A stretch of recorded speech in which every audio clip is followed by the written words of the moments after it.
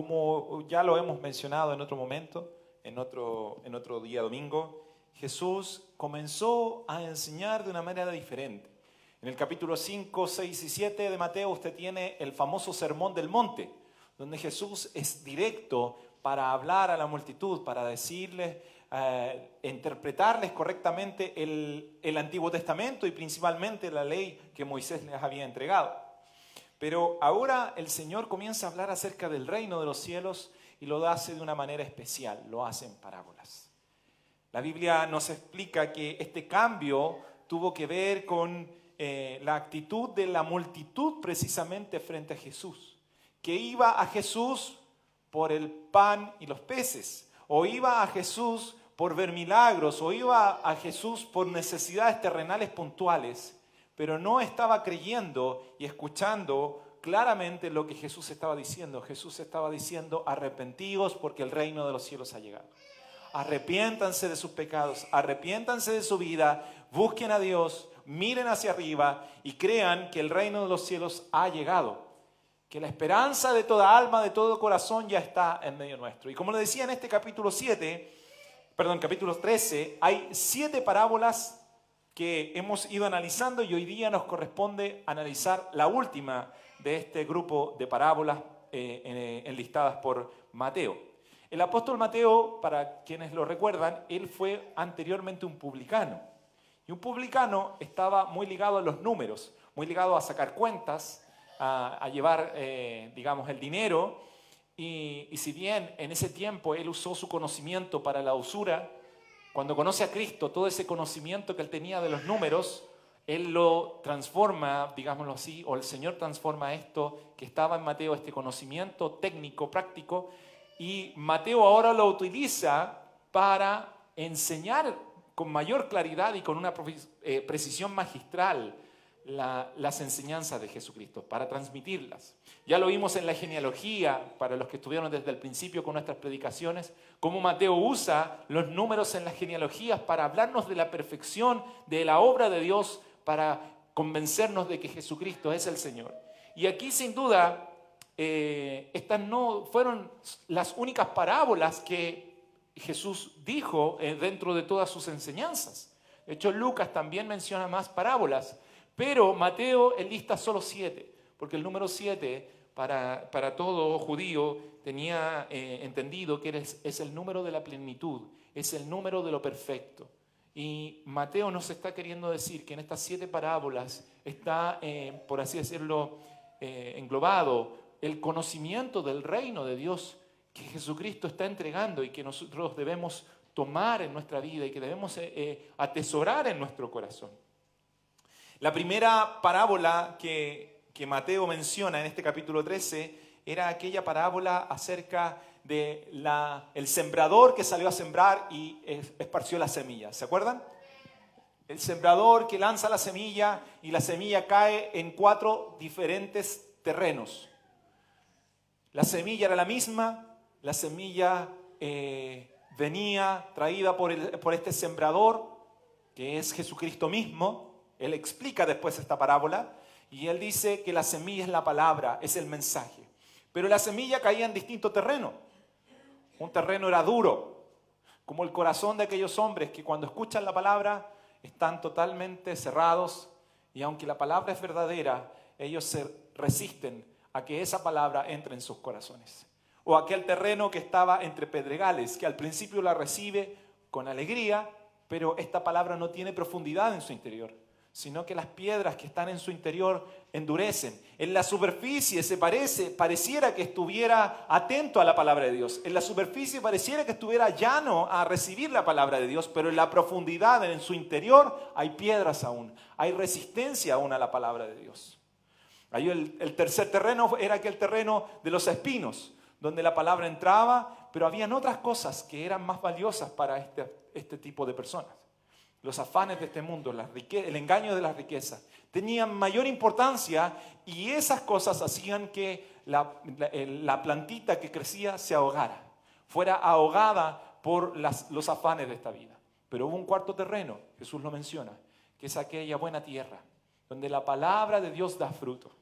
Y yo creo que esta es que usted y su hermano que tiene al lado es buena tierra.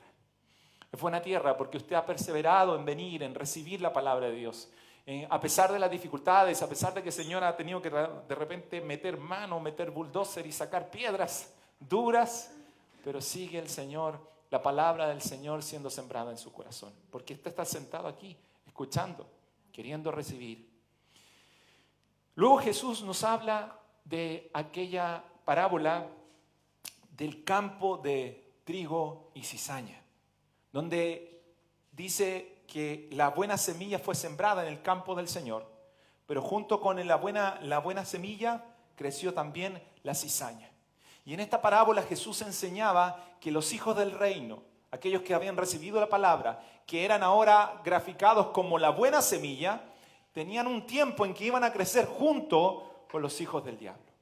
Y esta parábola nos hablaba acerca de que el reino de los cielos ha sido inaugurado, está en medio nuestro, pero hay un tiempo de siembra y hay un tiempo de cosecha.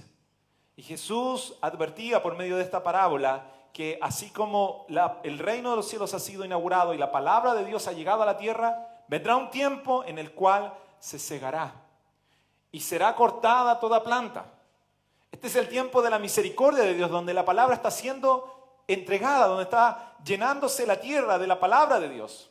Ahora sabemos que no todo terreno recibe la palabra de Dios, pero aquellos que la han recibido deben esperar, deben seguir creciendo, deben seguir avanzando en el conocimiento de Dios, aun cuando al lado crezcan cizañas, que son, la Biblia lo dice claramente, los hijos del diablo, aquellos que expresan la naturaleza de Satanás.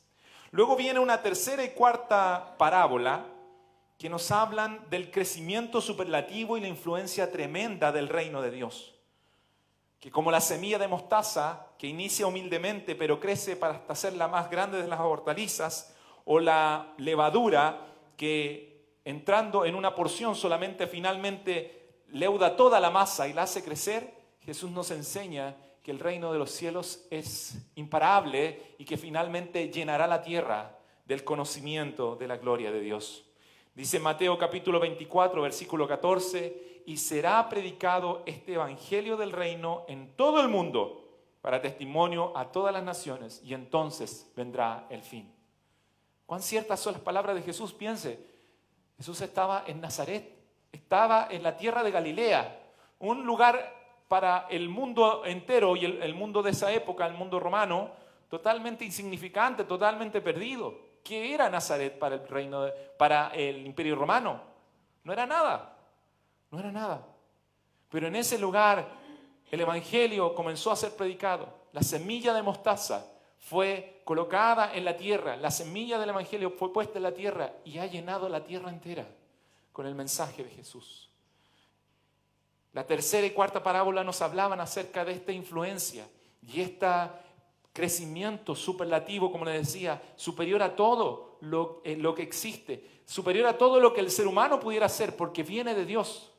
Entonces no puede ser detenido, no pudo ser detenido ni por el Imperio Romano, no pudo ser detenido ni por el tiempo, ni por los siglos, no pudo ser detenido ni por las persecuciones que se le ha hecho a este libro. La palabra de Dios ha seguido creciendo, ha seguido avanzando, ha seguido siendo sembrada y predicada en el mundo entero. Luego la quinta y sexta parábola nos habla acerca de que el reino de los cielos vale más que cualquier cosa, que todo lo que este mundo pueda ofrecernos. Son aquellas parábolas en las cuales Jesús habla acerca de un hombre que encontró un tesoro, lo que se predicó el domingo pasado. Encuentra un tesoro y va y vende todo lo que tiene por adquirir ese tesoro. Y también aquella perla de gran precio, que el que vendía perlas, el que sabía de perlas, vendió todo lo demás porque encontró la perla. Eso es lo que ha pasado en la vida del cristiano. La vida del cristiano ha encontrado la verdad, ha encontrado a Cristo, ha encontrado a Jesús, quien es la perla de buen precio. Y sabe que nada tiene más valor que el Señor. El Evangelio de Jesucristo es lo más valioso que está en nuestra vida y en nuestro corazón. Es lo más valioso que ha llegado a nuestra existencia. Es lo más valioso de toda la creación. El saber que el Hijo de Dios ha venido a este mundo a morir en una cruz para perdonar nuestros pecados, para limpiarnos y ser llamados hijos de Dios es lo más valioso que jamás podríamos haber escuchado. A todos nos gustan las buenas noticias. A todos nos gustan que nos den buenas noticias. Pero no hay ninguna buena noticia como esta buena noticia del reino de Dios. Que Jesucristo el Señor ha venido para perdonar nuestros pecados, para tomar nuestro lugar y para que por su sangre podamos nosotros ser llamados hijos de Dios. ¿Qué mejor noticia que esta, que trae descanso y paz plena a nuestro corazón? Al mismo tiempo, estas parábolas nos enseñan que el reino de los cielos vale más que todo y también de alguna forma exige que nosotros dejemos todo por este mensaje, que dejemos toda nuestra vida, que dejemos toda nuestra historia, nuestras riquezas personales por alcanzar esto que tiene mayor riqueza que todo lo demás. Así como aquel que fue y vendió todo por alcanzar esa perla, por tener esa perla, así también el cristiano es llamado a morir, a renunciar a todo lo que ama en este mundo, a todo lo que tiene valor en este mundo, por llenarse de la verdad de Cristo. El apóstol Pablo lo dijo así, Filipenses capítulo 3, versículo 7. Pero cuántas cosas eran para mi ganancia, las he estimado por pérdida por amor de Cristo. Y ciertamente aún estimo todas las cosas como pérdida por la excelencia del conocimiento de Cristo Jesús, mi Señor, por amor del cual lo he perdido todo y lo tengo por basura para ganar a Cristo. El apóstol Pablo estaba diciendo, yo encontré la perla de buen precio, he renunciado a todo por alcanzar a Cristo. Ahí habían cosas antes que para mí tenían valor, ahora yo las estimo por basura. Ya no tienen valor comparado con alcanzar a Jesucristo, mi Señor. Y hoy, como le decía, nos encontramos con la última parábola que enlista el apóstol Mateo en esta capítulo 13 y que dice lo siguiente, versículo 47, Mateo 13, versículo 47 en adelante. Asimismo, el reino de los cielos es semejante a una red que, echada en el mar, recoge de toda clase de peces y una vez llena, la sacan a la orilla y sentados recogen lo bueno en cestas y lo malo echan fuera. Así será el fin del siglo. Saldrán los ángeles y apartarán a los malos de entre los justos y los echarán en el horno de fuego. Allí será el lloro y el crujir de dientes. Jesús les dijo, ¿habéis entendido todas estas cosas? Ellos respondieron, sí, Señor. Él les dijo, por eso todo escriba docto en el reino de los cielos es semejante a un padre de familia que saca de su tesoro cosas nuevas y cosas viejas. Esta parábola es casi idéntica en significado a la parábola del trigo y la cizaña. Nos refuerza la idea de cómo será, que vendrá un juicio, que vendrá el fin de los tiempos. El reino de los cielos ha sido anunciado, está en medio nuestro. La salvación está en medio nuestro. Jesucristo ya ha venido, Él ya ha traído libertad a los presos. A todo aquel que en Él cree es liberado por la obra de Jesucristo. Por la sangre, mediante la fe en la sangre de Jesucristo, las almas son liberadas de la culpa y del pecado. El reino de los cielos está en medio nuestro, mi hermano. Está con nosotros. Pero vendrá un tiempo donde habrá un final, donde este reino que está siendo anunciado ya será manifestado en su plenitud. ¿Y qué dice la Biblia? Que así será como una red lanzada al mar, cuyo propósito es sacar peces, pero esta red que es lanzada al mar luego se lleva a la orilla y se separan los peces que son buenos de aquellos que no sirven, de aquellos que están contaminados, de aquellos que están podridos, de aquellos que están sucios, de aquellos que no son para alimentar. Se selecciona lo bueno y se desecha lo malo. Así será el fin de este siglo. Esta última parábola cierra este capítulo de 7 parábolas recordándonos que un día vendrá un juicio. Como le decía, su significado es casi idéntico al de la parábola del trigo y la cizaña. ¿Por qué? Porque tiene la misma similitud en cuanto a los componentes básicos. Trigo, cizaña, peces buenos, peces malos. La diferencia es el lugar, uno es el campo, otro es el mar, pero ambos representan lo mismo. El campo y el mar representan el mundo, representan la tierra. Y finalmente son los ángeles, en ambos casos, quienes van a tomar y van a hacer la separación entre justos e injustos. Es tanto así que fíjese que Mateo 13, 42, que es la explicación de la parábola del trigo y la cizaña, tiene exactamente las mismas palabras que Mateo 13, versículo 50, que lo que dicen ambos versículos. Fíjese en su Biblia. Ambos versículos de las mismas parábolas señalan esto. Y los echarán en el horno de fuego, allí será el lloro y el crujir de dientes. Son exactamente las mismas palabras en las dos parábolas. Si hay alguna diferencia entre el significado de la parábola del trigo y la cizaña y esta parábola de la red y la pesca, es que la primera enfatiza un poco en el tiempo de crecimiento, en la espera, en que hay que esperar, en que hay un tiempo en el cual nosotros creceremos en este mundo conociendo la palabra del Señor, dando fruto, y sí, también crecerá la maldad o crecerán los hijos del diablo, dice la Biblia. Pero debemos esperar porque vendrá el tiempo de la siega. Recuerden esa parábola, los siervos del Señor querían cortar la cizaña al tiro, querían sacarla. Pero el Señor del campo le dice, no, esperen, en el tiempo de la siega vendrán los ángeles, vendrán los segadores y van a separar uno y otro. Pero en esta última parábola el énfasis está precisamente en esa acción, en la acción final, en la acción que los ángeles harán de separación. Y quiero insistir en que van a ser los ángeles, porque no va a ser un predicador, no va a ser una persona, no va a ser una organización, no va a ser yo, no va a ser ningún ser humano el que va a hacer esa separación. Para que no piensen que esa separación va a ser arbitraria, para que nadie piense que alguien puede aplicar el pituto o el amigo, el familiar, para poder salvarse de esa selección. Esa selección la harán los ángeles. Y los ángeles obedecen únicamente a nuestro Dios. No se fijan en excusas humanas, no se fijan en argumentos humanos. Solamente obedecen la palabra de Dios. Y cuando el Señor los mande, harán aquello que Dios les está ordenando hacer. ¿Y qué es lo que van a hacer?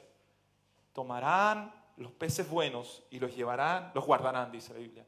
Pero tomarán también todo lo malo y los echarán al horno de fuego y allí será el lloro y el crujir de dientes.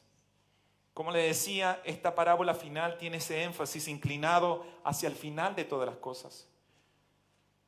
Refuerza la idea de que vendrá un tiempo final, que aunque pareciera que esto se extiende y pareciera que los años pasan y como que nada cambia, no debemos perder de vista que vendrá un día en el cual toda alma será juzgada. ¿Y por qué era importante esto? Porque Jesús estaba formando a aquellos hombres que iban a llenar la tierra con la palabra de Dios.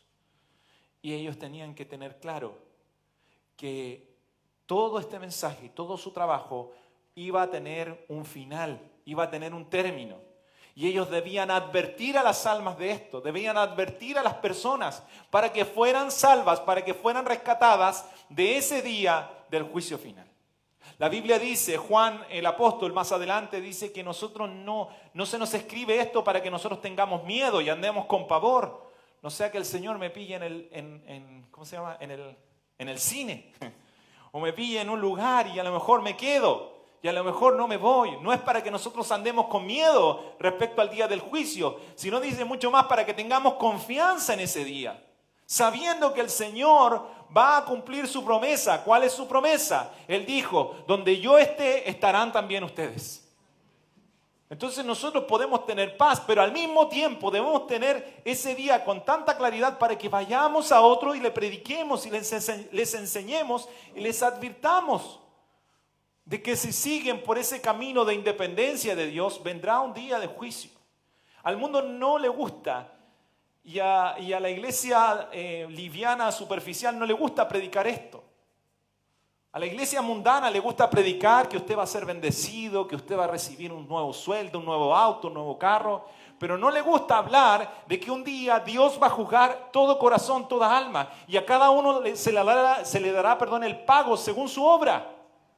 Y nosotros como iglesia tenemos la obligación de advertir, de avisar al mundo, de decirlo. Mire, es interesante pensar dos cosas respecto a esto que estamos diciendo, a esta parábola en particular. Primero, en que vemos el patrón de repetición de una misma idea. Y hemos entendido que cada vez que la Biblia, en especial en las enseñanzas de Jesús, una idea se repite dos veces, es porque esto es muy importante, es porque esto es relevante y es porque Jesús quiere que nosotros prestemos atención. Cada vez que Jesús decía, de cierto digo, era para que nosotros prendiéramos todas las antenas y pusiéramos atención. No era una muletilla del Señor decir dos veces, esto es cierto. Era para que nosotros atendiéramos a su llamado. Y aquí dos veces Jesús está advirtiéndonos que vendrá un juicio, que vendrá un tiempo en el cual los ángeles separarán lo bueno de lo malo, el trigo de la cizaña, los peces buenos de los peces malos. Insisto, y esto no es para agarrar miedo, sino, claro, en primer lugar para probarnos a nosotros mismos si hemos creído, hemos clamado a la sangre de Jesús, hemos sido transformados y cambiados a buena semilla, si hay en nosotros fruto de la obra de Jesús en nuestra vida, porque por su fruto se conoce la planta, ¿cierto? Pero más todavía para que no callemos y no dejemos de predicar el evangelio fuera de nuestras casas, para que no nos acomodemos, aunque el tiempo pase, no nos acomodemos en este mundo, no nos conformemos a este mundo y olvidemos que un día vendrá el juicio. Y lo segundo que me llama mucho la atención es que de todos los ejemplos que Jesús toma para hacer parábolas, sinceramente creo que este es el que caló más profundo y más estremeció más el corazón de los discípulos de Jesús. ¿Por qué? Porque la gran mayoría de ellos eran pescadores. Y miren qué tremendo. Ellos habían hecho exactamente lo que decía la parábola muchas veces. Habían tirado la red, la habían sacado y en la orilla habían separado lo bueno de lo malo. Era tan gráfico el ejemplo que Jesús le estaba dando a estos hombres que ellos lo habían hecho personalmente, que no se olvidarían nunca. Y todos los días de su vida iban a estar pendientes de esto, iban a recordar que aunque pasen los años, aunque pase el tiempo, un día vendría el día del juicio y ellos tenían que anunciarlo, y ellos tenían que avisar, ellos tenían que llamar a los hombres al arrepentimiento. ¿Se acuerdan cuál fue la primera predicación que hizo el apóstol Pedro frente a sus compatriotas? Les dijo, arrepentíos y bautícese cada uno de vosotros. No les dijo, crean en el Señor y va a venir una vida nueva, va a venir un auto nuevo, se van a acabar todos sus problemas. De aquí en adelante ustedes solo felicidad. Les dijo, arrepiéntanse, bautícense. Ustedes están bajo condenación, ustedes mataron al Hijo de Dios. Pero arrepiéntanse y bautícense para que vengan de la presencia de Dios tiempo de refrigerio, tiempo de perdón, tiempo de misericordia. Ellos anunciaron hasta el último de sus días a los hombres que se arrepintieran para que fueran libres de este juicio que ciertamente vendría, de esta condenación que va a venir. Es triste cuando la lluvia cae y con ella crece el río y el río se lleva casas y destruye casas y mueren personas. Pero más triste es cuando esto ha sido anunciado, cuando 2 semanas antes están diciendo va a llover, cuando años antes le han dicho no construya en este lecho de río, porque cuando crezca el río su casa se va a ir. Cuando la autoridad va al terreno y le dice a las personas salgan, evacúen porque va a crecer el río y la casa se va a ir. Es triste cuando personas permanecen en esa casa, construyen en el lecho del río, hacen caso omiso de las advertencias y terminan muriendo, condenándose a sí mismos.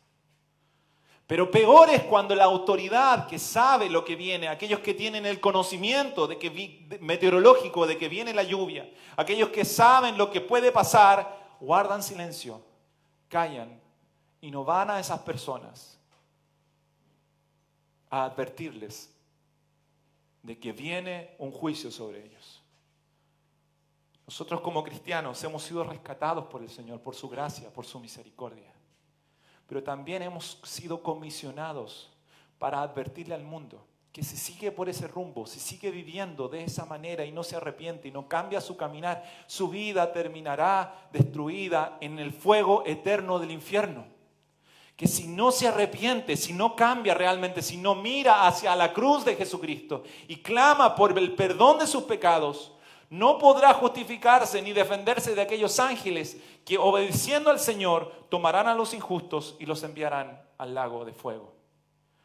Como iglesia, nosotros somos llamados a prestar oídos a la advertencia seria y reiterada del Señor para que vayamos y anunciemos y libremos a las almas del fuego del infierno. Todas las parábolas, como le dije, eran sin duda vívidas para los discípulos, pero creo que esta última está puesta para estremecerlos profundamente y para sellar este conocimiento en ellos. Por eso el versículo 47 dice: asimismo el reino de los cielos es semejante a una red que echada en el mar recoge toda clase de peces. Porque como le decía, ellos lo habían visto con sus ojos. Ellos habían echado la red y habían recogido toda clase de peces. Esto también les hablaba de que ellos debían predicar, debían anunciar, no importando, no seleccionando ellos primeramente al pez, sino simplemente predicar, simplemente anunciar. Esa es nuestra labor también. Nuestra labor no es seleccionar y decir, mira, este tiene cara de buen pez, de buen pescado. A ese le voy a predicar. A ese le voy a advertir. O este me cae bien, no quiero que se pierda. O esta persona está sufriendo mucho, entonces necesita escuchar del Señor. No, mi hermano. Nosotros debemos predicar a todos. Debemos anunciar a todo el mundo, a toda alma, a toda persona. Porque cuando se cumpla el tiempo de Dios, Él traerá a todo hombre a juicio, a toda alma a juicio. Sea que yo la considere buena o mala. Ese es el tema, es que el juicio no va a ser hecho ni por usted ni por mí. Que vemos la superficie de las personas. Va a ser por aquel que escudriña los corazones y las intenciones y conoce lo profundo del hombre. Él va a juzgar. Él es el único que puede decir si una persona es justa o no lo es. Dice la Biblia, Mateo capítulo 25, 31 en adelante: cuando el Hijo del Hombre venga en su gloria y todos los santos ángeles con él, entonces se sentará en su trono de gloria y serán reunidas delante de él todas las naciones. Y apartará los unos de los otros, como aparta el pastor las ovejas de los cabritos, y pondrá las ovejas a su derecha y los cabritos a su izquierda. Entonces el rey dirá a los de su derecha: venid, benditos de mi Padre, heredad el reino preparado para vosotros desde la fundación del mundo. Y ya sabemos qué pasará con las cabritas. El Hijo del Hombre vendrá y Él, sentado en su trono, va a juzgar. Si nosotros estamos bajo este rey, si hemos creído en este rey, si hemos clamado a este rey misericordia, podemos tener confianza. Pero también el corazón de este rey debe llevarnos a predicar su palabra, predicar su evangelio.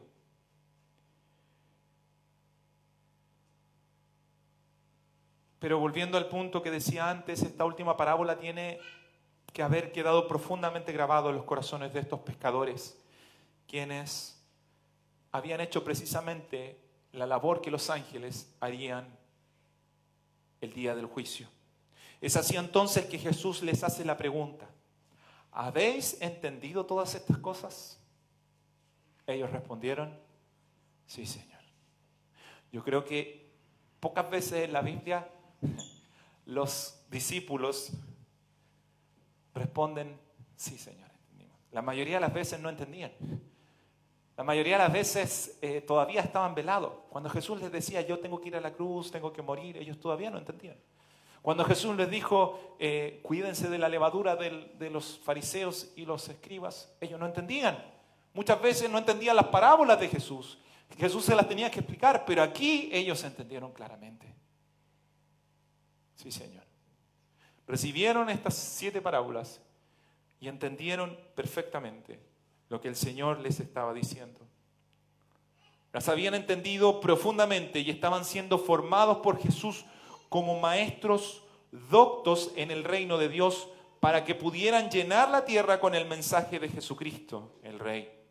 Estos hombres iban a llenar la tierra con la enseñanza de Cristo Jesús.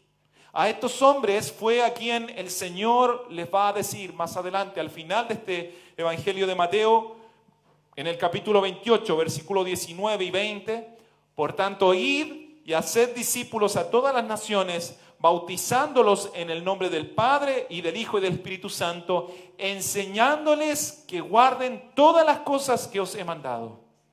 Y he aquí, yo estoy con vosotros todos los días hasta el fin del mundo. Amén. Jesús estaba haciendo de estos discípulos hombres con conocimiento profundo, vívido y abundante de la palabra de Dios, porque ellos iban a llenar la tierra con la palabra de Dios. Jesús estaba llenándolos de riqueza de la palabra.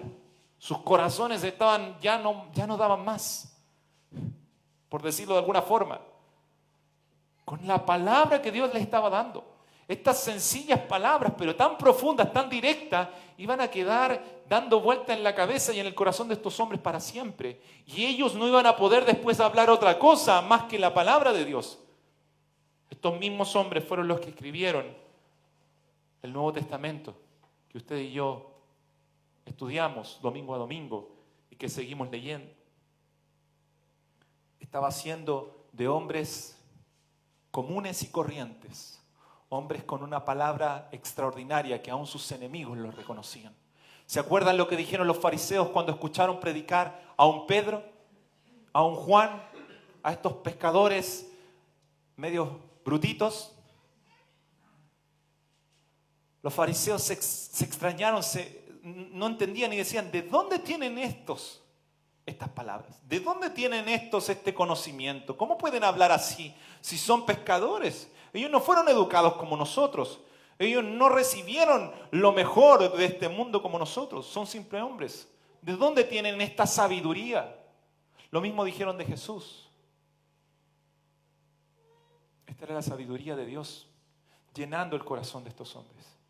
Estos hombres iban a llenar la tierra con esta misma sabiduría.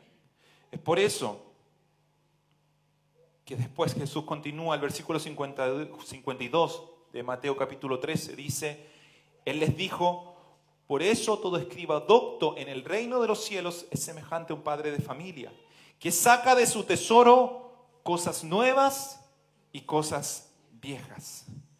Estos discípulos serían transformados en semejante a un padre de familia que tiene un depósito abundante y puede sacar cosas nuevas así como cosas viejas. Que no hay escasez en su depósito. Es un padre que puede suplir las necesidades de su familia y si llegan visitas saca más cosas porque tiene más.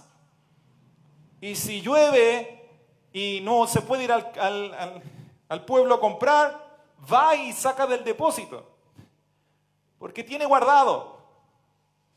Así es el escriba docto en el reino de Dios. Está diciendo Jesús: así serán ustedes, mis discípulos, hombres con abundancia de palabra del reino de Dios.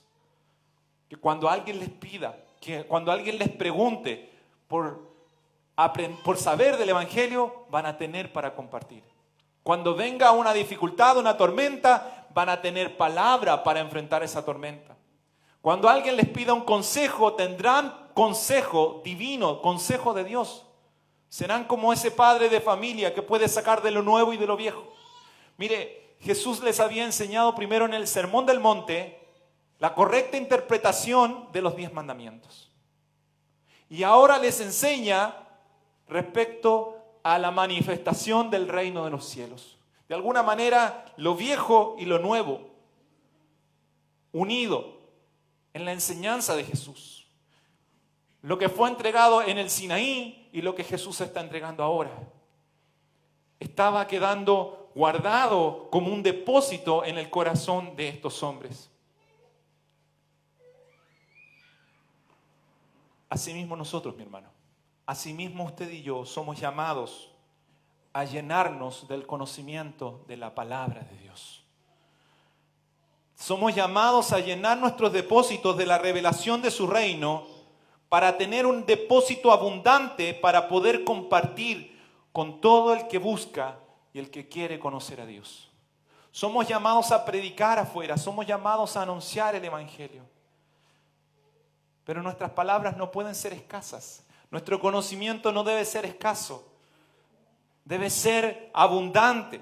Y eso es lo que el Señor quiere que en nosotros haya. El apóstol Pablo lo dice así: la palabra de Cristo more en abundancia en vuestros corazones. More en abundancia. Porque nuestro Señor también nos dijo que de la abundancia del corazón habla la boca. Nosotros, usted y yo, somos llamados a predicar, a anunciar el evangelio. Pero el evangelio debe abundar en nuestro corazón. Entonces no le va a costar compartirlo. Entonces no le va a costar advertir al que está afuera y decirle: ¿sabes qué? Algún día vendrá un juicio y Dios va a poner todas tus obras en una balanza. Todo tu pensamiento, todo lo que hay en tu corazón lo va a poner en una balanza.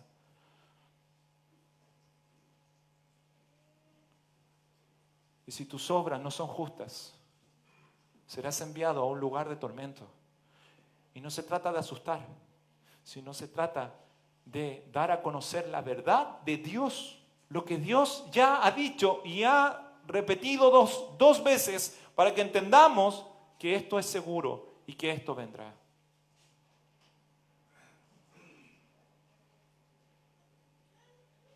No basta con oír solamente la palabra. La palabra de Dios tiene que entrar en mi corazón. Acuérdese que los que fueron sembrados, la semilla que cayó en aquel terreno con piedras, también escuchó la palabra. ¿Sí o no? También la escuchó.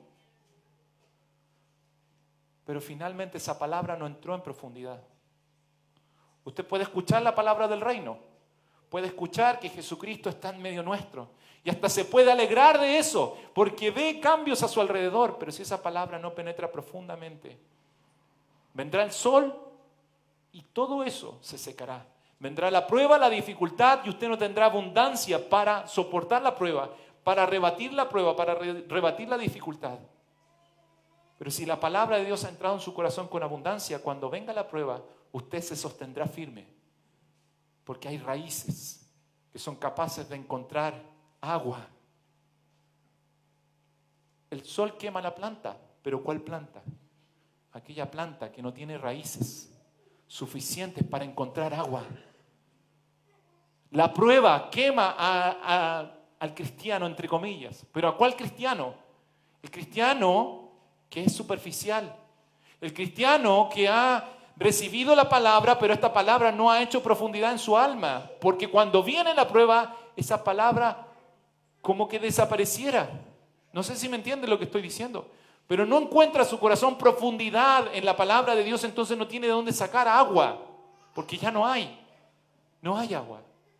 Pero el cristiano verdadero, aquel que llena su depósito de la palabra de Dios, en medio de la dificultad, en medio de la prueba, saca agua de su interior, de su corazón, porque ha llenado su corazón con la palabra de Dios.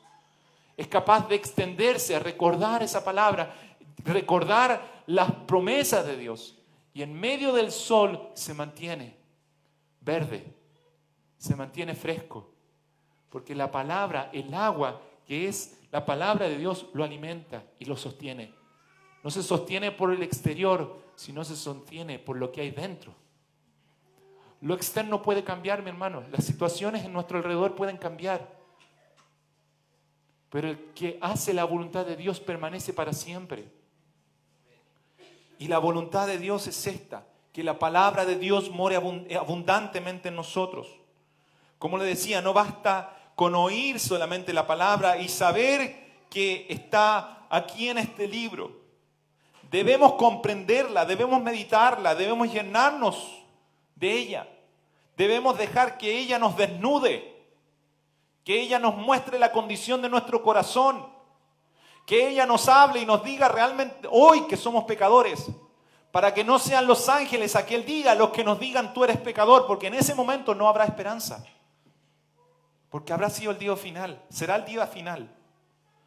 Debemos hoy dejar que la palabra de Dios nos muestre nuestra pecaminosidad, nos muestre nuestro pecado, para que también nosotros, con la misma palabra, vayamos a otros y a ellos también les muestre su pecaminosidad. No seremos nosotros los que los vamos a apuntar con el dedo, será la misma palabra que nos desnudó a nosotros, desnudará a otros cuando vayamos y anunciemos. Esto es lo que tenían que hacer estos hombres, esto es lo que tenían que hacer estos discípulos. Hay un juicio firme y seguro que vendrá y no podemos ser dubitativos ni laxos en enseñar sobre ello. No, mi hermano. No podemos bajarle el perfil. No podemos decir que esto es algo secundario. No es algo secundario, mi hermano. El Señor lo repite una y otra vez. Quien más habló del día del juicio fue Jesucristo. Fue el mismo Señor. Entonces, si nosotros somos discípulos de Jesucristo, no podemos hablar menos de aquel día, donde toda alma será juzgada, donde todo corazón quedará expuesto delante de Dios. Debemos advertirlo con la misma certeza y convicción que nuestro Rey Jesucristo lo hizo, para que toda alma que lo escuche se arrepienta y ponga su mirada en la cruz de Cristo para alcanzar misericordia y perdón. La pregunta que Jesús le hace a sus discípulos es la misma que nos hace a nosotros hoy también. ¿Habéis entendido estas cosas? ¿Han entendido realmente el Evangelio de Jesucristo? ¿Han entendido la necesidad de un Salvador? ¿Han entendido que Cristo vale más que todo lo que este mundo pueda ofrecernos? ¿Han entendido que Él es la perla de gran precio, que no tiene comparación con ninguna otra perla? ¿Lo han entendido? Es necesario que seamos doctos, escribas doctos en la palabra de Dios, para que llevemos el mensaje del reino de los cielos, para que podamos hablar a otros y podamos traer la salvación que Cristo da a todo aquel que se arrepiente y cree en Él. Porque el día vendrá cuando la red será sacada a la orilla y los ángeles echarán a los malos al horno de fuego, donde será el lloro y el crujir de dientes. Usted y yo sabemos que nosotros no somos buenos, que nosotros también somos malos. Pero el saberlo nos hace ir a las plantas de Cristo y clamar a Él: Señor, límpiame, Señor, lávame, Señor, haz de mí un hombre justo. Me refugio en tu sangre, me refugio en tu sacrificio para aquel día del juicio. ¿Cuál es nuestra confianza en aquel día del juicio? Jesús, la cruz de Jesucristo. Debemos entender bien todas estas cosas, mi hermano. Debemos entenderlas bien. Usted debe encargarse de entender bien el Evangelio, de entender bien la palabra de Dios, para que puedan ser librados de la muerte, de una muerte tan horrenda, aquellos que están a nuestro alrededor.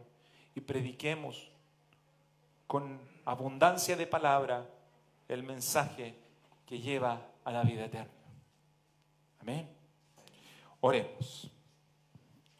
Señor, te quiero dar gracias porque podemos exponernos ante tu palabra y ser por ella instruidos. Gracias, Señor, porque tu palabra viene a sacarnos de nuestra conformidad a este mundo. Señor, vivimos en una sociedad donde ya pareciera que nada sorprende y que todo seguirá de la misma manera. Pero en tu gracia y en tu misericordia hemos entendido que vendrá el día en el cual tú juzgarás a toda alma, a todo corazón, y seremos expuestos a aquel tribunal donde nadie podrá defenderse por sí mismo, donde tú, Señor, pondrás en balanza todas nuestras obras. Señor, pero hoy queremos venir a juicio delante de ti para arrepentirnos de nuestros pecados y sabiendo que has sido tú el que envió a Jesucristo, Padre eterno, para que nuestros pecados pudieran ser perdonados y para que aquel que fue juzgado por nosotros, Señor, sea nuestra defensa en aquel día de juicio y podamos nosotros alcanzar misericordia y perdón, Dios. No somos mejores que los que están afuera, no somos mejores que los que no han conocido tu luz. Tu misericordia nos ha alcanzado, tu luz nos ha iluminado, Señor.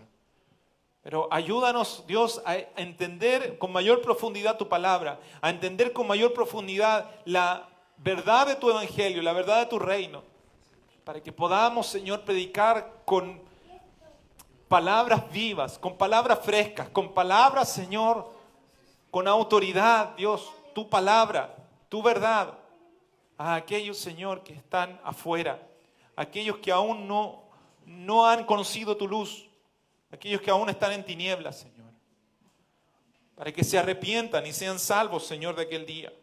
Enséñanos a temer, enséñanos a poner nuestra mirada en las cosas que tú realmente llamaste importante, en las cosas a las cuales tú llamaste a que nosotros pusiéramos nuestra atención. Señor, entendemos que tú quieres que pongamos nuestros ojos en aquel día que vendrá, para que temamos y para que anunciemos también a otros tu verdad. Ayúdanos, Señor.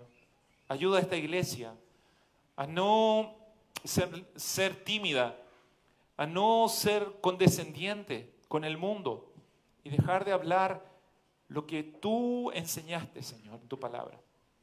Ayúdanos a hacerlo con firmeza, con seguridad y con el mismo amor que tú lo hiciste. Lo pedimos en el nombre de Jesús. Amén.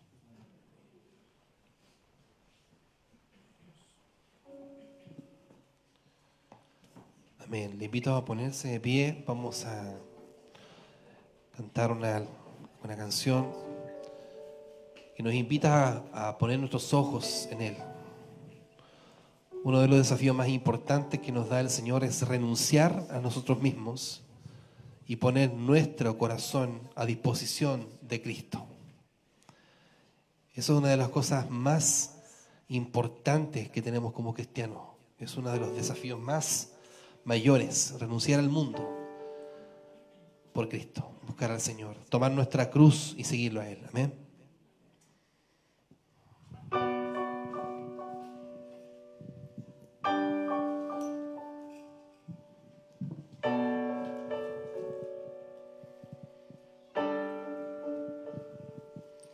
Mi Dios, fuego consumidor, con gloria y libertad, arde su llama. Mi Dios, justo y recto juez, reinas con bondad y sabiduría, mis ojos fijaré en ti, mis ojos fijaré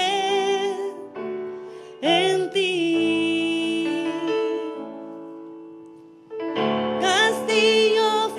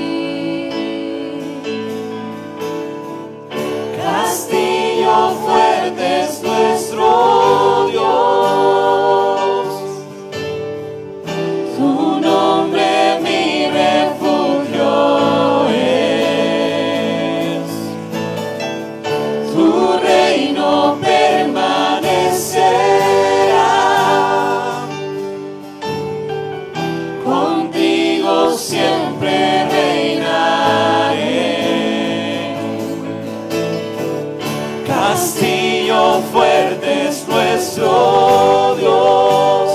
Él es el refugio de nuestro corazón. Tu nombre mi refugio. Así es, su reino permanece. Tu reino permanecerá. Señor, Contigo siempre reinaré. Él es nuestro Rey, Él es nuestro Dios.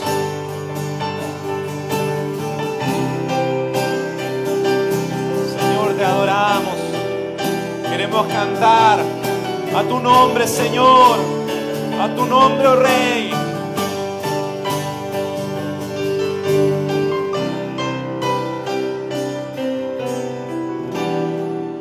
Mis ojos fijaré Cánteselo a Él. en ti. Dígale al Señor, Mis ojos fijaré en ti. fijaré Aleluya. en ti para Él es el autor y consumador de nuestra fe. Él es digno de alabanza. Señor, Él es digno de yo rendirnos ante Él.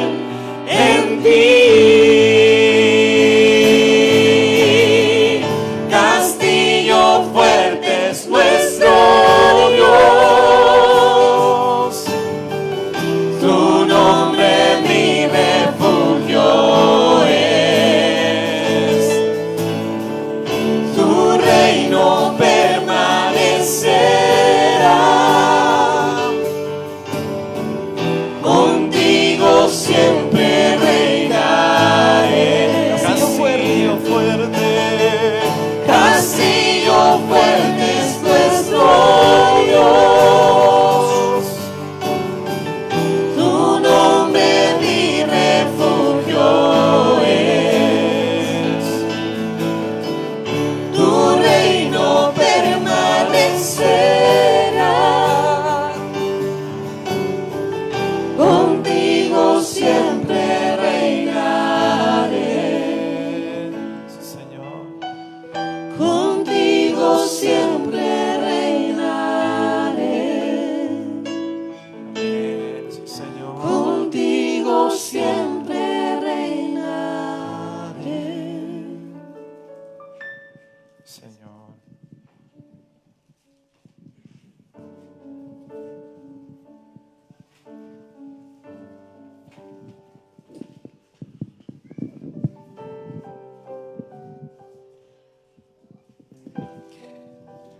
Puede tomar asiento un momento. Vamos a pasar a este momento especial, en misma sintonía.